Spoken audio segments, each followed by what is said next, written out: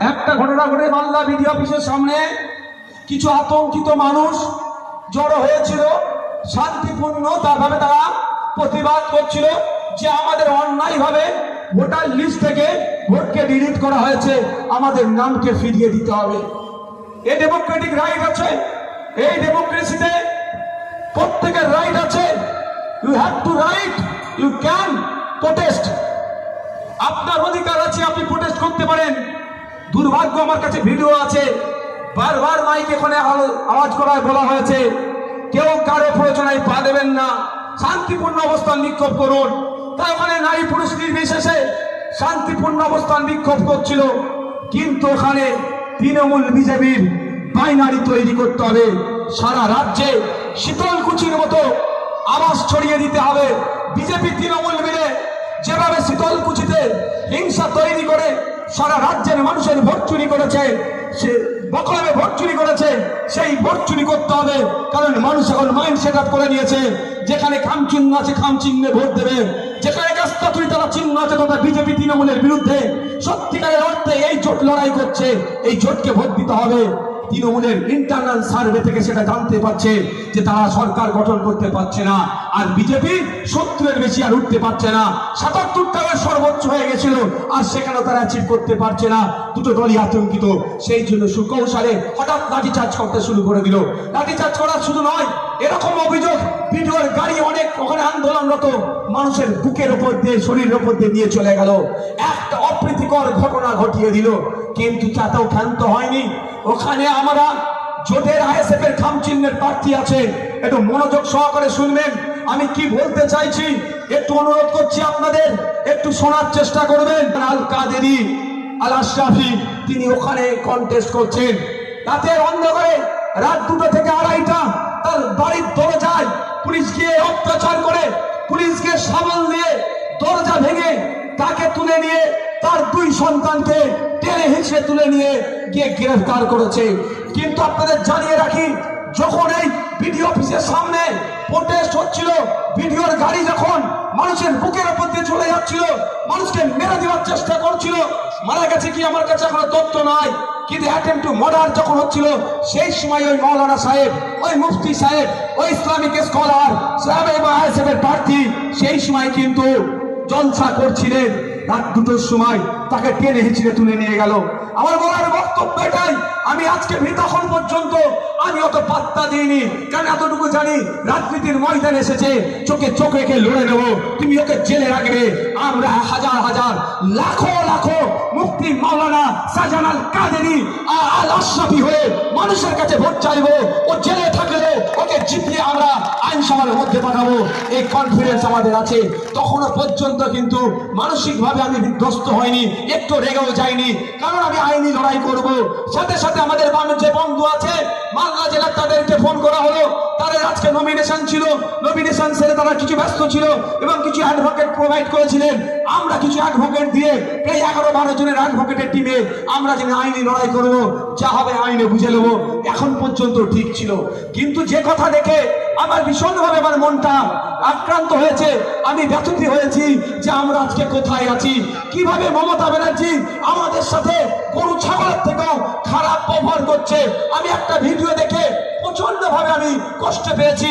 ওই মুফতি সাহেব, ওই মাওলানা সাহেবের কোমরে দড়ি বেঁধে তাকে কোর্টে তুলছে। আরে মাওলানা সাহেবের অপরাধটা কি, মুফতি সাহেবের অপরাধটা কি? মমতা ব্যানার্জির দেওয়া 2,500 টাকা গ্রহণ করেনি, মমতা ব্যানার্জির দেওয়া মিথ্যা প্রতিশ্রুতি দিয়ে গ্রহণ করেনি, মমতা ব্যানার্জির দেওয়া ওই জগন্নাথ ধামের প্রসাদ গ্রহণ করেনি। সেই জন্য ওই মাওলানাটাকে কোমরে দড়ি বেঁধে আজকে তুললো কোর্টে। আপনারা বোঝার চেষ্টা করুন, আপনার মুসলিম সমাজে, আপনার হিন্দু সমাজে কোন পুরোহিতের সাথে, কোন মাওলানার সাথে এতটা বড় করার সাহস মমতা ব্যানার্জি কি করে দেখাচ্ছে? প্রশ্ন করতে হলে তাহলে উত্তর দিতে পারে তৃণমূলের নেতারা। এখন তো পুলিশ নির্বাচন কমিশনের আন্ডারে আছে, তাদেরকে বলবো ওই বুদ্ধ ওই কথা আমাকে শিখাতে যেও না। আমি রাষ্ট্রবিজ্ঞানের ছাত্র না হলে আমি জানি কার আন্ডারে কখন থাকে আর কে কার জুতো চেটে চলে কোন পুলিশ, সেটা আমি ভালো করে জানি। শুনে আপনাদের বলে রাখি, খাতাই কলমে নির্বাচন কমিশনের আন্ডারে থাকলে প্রত্যেকটা থানার ওসিআইসি আমার সাথে যদি চ্যালেঞ্জ করেন 90% ওসিআইসি সেই পুরাতন দলের যারা আছে, সরকার চালাচ্ছে, তাদের গুলামতি করছে। কথা বলে যাচ্ছি, কিন্তু আপনাদের জানতে হবে, ভাবতে হবে, এই মৌলানা সাহেব রাতে যখন শুয়েছিল এতটুকু পর্যন্ত সময় দেয়নি। ও একটা জামা পরবে, ভেতরে একটা গেঞ্জি পরে তার কোমরে দড়ি বেঁধে তাকে থাকতে তুলছে। আমি বিশ্বাস করুন, আমি আর থাকতে পারিনি যে আমাদের নেতা কি হবে, আগামী দিন আমাদের হয়ে কথা কে বলবে। রোহিত বাবুলাকে এই খুন করেছে, চুরি কোটালকে এই খুন করেছে, আর আজকে মৌলানাটাকে ওই রকম ভাবে মুক্তিটাকে তুললো। পশ্চিম বাংলার এত মুসলমানদের নেতা কোথায় গেল? তাদের মুখে কথা নেই কেন? বিশ্বাস করুন, আমি মাথা ঠিক রাখতে পারছি না যে আজকে কোন জায়গায় দাঁড়িয়েছেন আপনারা। আপনারা আমাকে বিজেপির দালাল বলছেন, আর আজকের দিনে একটা মুফতি সাহেবকে কোমরে দড়ি বেঁধে কথা তুলছে, আপনাদের মুখে কথা নাই। আর কবে আপনারা কথা বলবেন? বাবার সময় এসেছে, প্রতিনিধি তৈরি করুন, আপনারাই কথা বলবে। বিকাশ স্যারকে পাঠান, সবাই পাঠান, তাপসদাকে পাঠান, শামসুর স্যারকে পাঠান, প্রিয়াঙ্কাকে পাঠান, ওই মীনাক্ষীদিকে পাঠান, আপনার হয়ে কথা বলবে। না হলে দিন আসছে আপনার মেয়েকে তুলে নিয়ে গিয়ে ধর্ষণ করবে, আপনার হয়ে কিন্তু কেউ কথা বলবে না। ভাবতে পেরেছেন কোন জায়গায় দাঁড়িয়েছে ওরা? আমার একটা মুফতি সাহেব প্রার্থীর গুলি মারো, ও প্রার্থী ওরকম হাজারো প্রার্থী এসে যাবে, হাজারো প্রার্থী এসে যাবে। প্রার্থী নিয়ে আমি একবারের জন্য ভাবি না। ওকে জেলে রেখে নমিনেশন করে দেখিয়ে দেবো নওশাদ সিদ্দিকীর রাজনৈতিক ক্ষমতা কত আছে। আটকানো হচ্ছে তো, ওকে আটকানো হচ্ছে যাতে ও নমিনেশন না করতে পারে। কিন্তু আমি আপনাদের বলছি, ওকে জেলে রেখেই আমি নমিনেশন যদি না করাতে পারি, তখন বলবেন ভাইজান আপনার রাজনৈতিক ক্ষমতা কমে গেছে, আমি করে দেখিয়ে দেবো। কিন্তু আমার প্রশ্ন এটাই, আপনার হয়ে বলার লোক কোথায়? আজকে যে অন্যায়টা করলো, এটা কি ভালো ভেবে নেবেন আপনি? আপনারা বলুন, যারা আপনারা আওয়াজ দিয়ে বলুন, আপনারা আজকে কোথায়? যারা বিভিন্ন ইস্যুতে উত্তরপ্রদেশে মুসলমানদের উপর অত্যাচার হলে কলকাতার রাজপথে প্রতিবাদ করে, অসমে মুসলমানদের উপর অত্যাচার হলে কলকাতার রাজপথে প্রতিবাদ করে, উড়িষ্যাতে মুসলমানদের উপর অত্যাচার হলে কলকাতার রাজপথে প্রতিবাদ করে, আর আমার বাংলায় মুফতি সাহেব ইসলামিক স্কলারকে একজন সমাজ বিরোধীদের মতো ট্রিট করা হচ্ছে। ভাই ও তো আর হ্যাবিচুয়েট, আপনার অপরাধী নয় যে পালিয়ে যাবে। যথেষ্ট রেপুটেশন আছে, যথেষ্ট সম্মান আছে, তাকে খালি জামা পরার পর্যন্ত টাইম দেয়নি।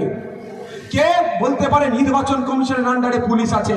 অত সহজ নয়। ভিডিও আমার কাছে আছে, একটাও সেন্ট্রাল ফোর্স গিয়ে কিন্তু ওর বাড়ির দরজা ভাঙেনি। সে ভিডিও আমার কাছে আছে, সেই ভিডিও আছে যে কটা গিয়ে দরজা ভেঙেছে, কে আপনার হাত দিয়ে শাবল দিয়ে, সবটাই কিন্তু আমার দিদিমণির পায়ের জুতো চটি চাটা পুলিশ ছাড়া আর কেউ নয়। বলুন আপনারা, এখনো যদি মনে করেন যে এখনো নওশাদ সিদ্দিকীদের হাতকে শক্ত করা দরকার নয়, বিকাশ স্যারেদের হাতকে শক্ত করব না, আমি আপনাদের বলি, হ্যাঁ অস্বীকার করার জায়গা নয় যে বিগত যত সরকার গিয়েছে ক্রমশ শোষণ হয়েছে, কিন্তু এতটুকু আপনি দেখাতে পারবেন না বিগত 34 বছরের সরকারে কে